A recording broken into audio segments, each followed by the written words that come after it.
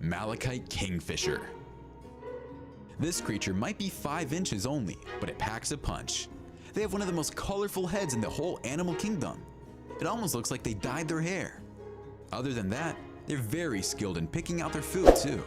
They like to munch on aquatic vegetation near slow-moving water and even ponds. Their short and rounded wings make them fly really fast, and to the naked eye, they look just like a blur, which is a shame because they have a beautiful appearance. They dip right into the waters while flying and catch fish, aquatic insects, and sometimes a crustacean while hovering above the water.